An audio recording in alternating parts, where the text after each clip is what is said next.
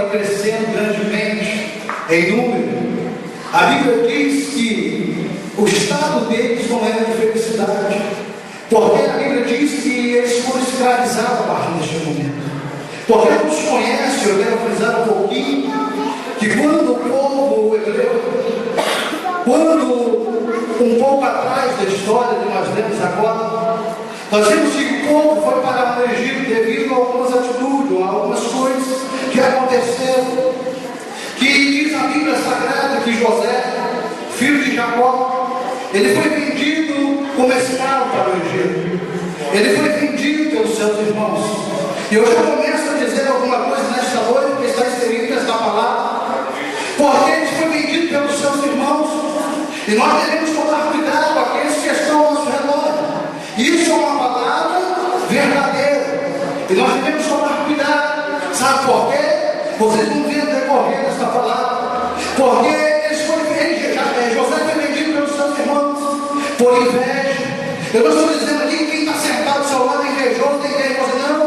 Eu quero dizer para você que aonde você anda, por onde você passa, aonde você frequenta, no seu trabalho, há muitas pessoas que estão nos observando, e muitas pessoas nem sempre querem o nosso bem, muitas pessoas nem sempre querem ver, aleluia, nós crescendo e se multiplicando em sabedoria, em situação financeira, em bens materiais. Muitas pessoas não estão felizes com aquilo que você está conquistando, muitas pessoas não estão felizes com a sua chamada, com o seu ministério, aquilo que está se desenrolando na tua vida, e querem vender você também para ser escravo do Egito. Mas Deus, esta noite, trata teu favor, e é questão de fato, querendo ver a tua queda, a tua derrota não vai existir, porque o Deus que faz, ele se levanta hoje a nosso favor.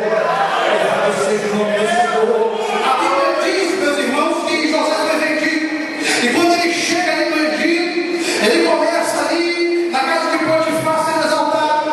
Nós vemos que quando ele começa a ser exaltado, diz a Bíblia Sagrada que a mulher de Potifar, ela começa a se insinuar para José.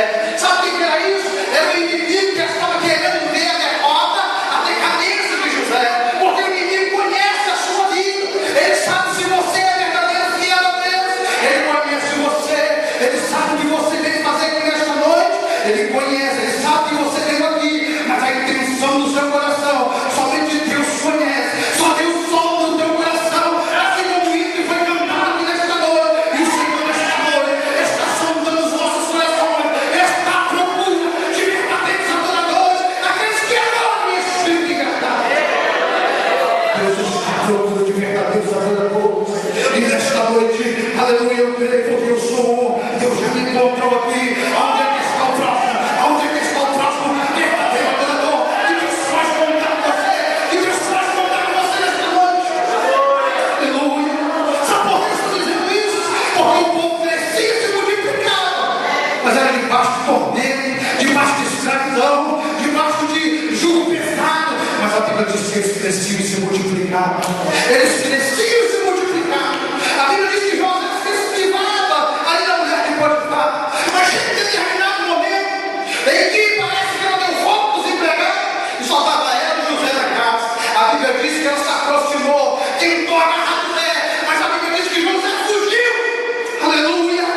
José fugiu, a sua terra ficou, mas ele escapou. Nesta noite Deus está falando: fuja da presença do inimigo, fuja da presença do inimigo. O inimigo está ao nosso redor, ele está procurando quem possa pagar.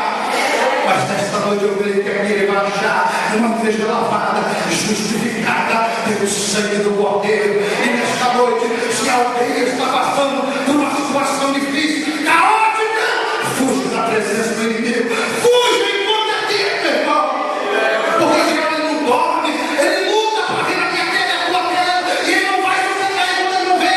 Mas nesta noite eu profetizo, aleluia, para a tua vida, o diabo não vai ver a tua queda, o diabo não vai ver a tua derrota, porque Deus peleja ao favor dele. Louvado seja o nome do Senhor. A Bíblia diz que o povo ali crescia e se multiplicava. A Bíblia diz que ela não conseguiu, José foi parar na cadeia, ela seja na prisão. Passou-se os anos e José foi exaltado. Eu estou correndo por causa do tempo. José foi exaltado, e diz a Bíblia que toda a sua família veio morar no Egito.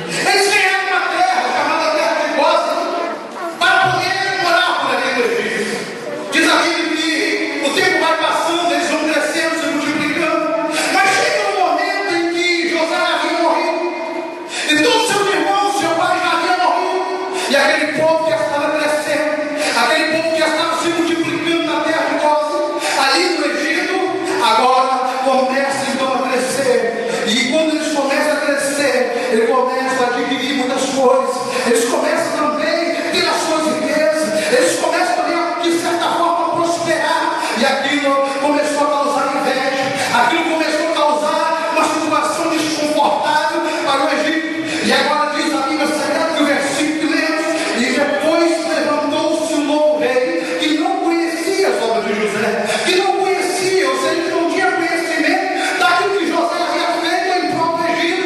Ele não tinha conhecimento. Mas quando nós olhamos para a Bíblia Sagrada, e quando nós olhamos para este versículo, aleluia, versículo número 8, que diz que levantou-se um novo rei sobre o Egito, a Bíblia diz, essa Bíblia diz que este termo, levantou-se um novo rei, este termo aqui, no hebraico, no original que foi escrito, diz a Bíblia Sagrada que não levantou-se sobre o Egito. Lá no original que foi escrito, diz que se levantou contra o Egito, porque ali morava também um povo que estava infiltrado no meio, aleluia, dos egípcios, que também estava infiltrado no meio dos hebreus, um povo misturado, era um pouco egípcio, um pouco hebreu, era também um pouco semita. A sua origem, segundo eles também se deram semita, mas era um povo misturado, que também estava no meio. Sabe por que eu estou dizendo isso? Estava no meio, juntamente com os hebreus e com os egípcios.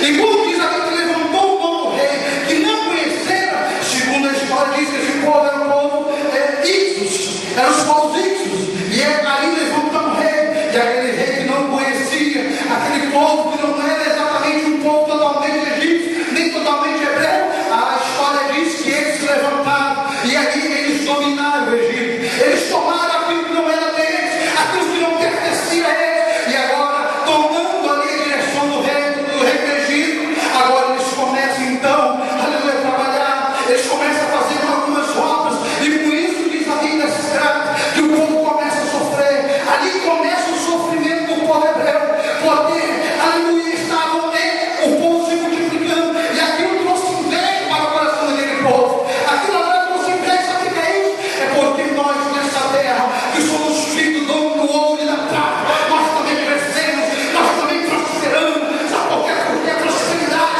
é a falta, aleluia, da diversidade, é a falta dos problemas, é a falta de tudo isso, não é riqueza, mas nós somos filhos do ouro e da prata, e não vai faltar pão, não vai faltar alimento. Sabe por quê?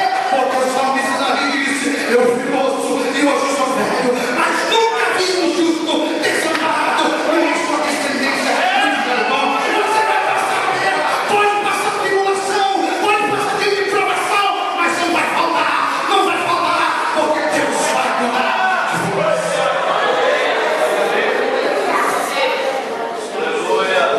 Deus vai cuidar de nós. Sabe por quê? Porque nós somos fiéis a Ele. Nós somos um povo fiel ao Senhor. Todos aqueles irmãos que contribuem na obra do Senhor é abençoado financeiramente.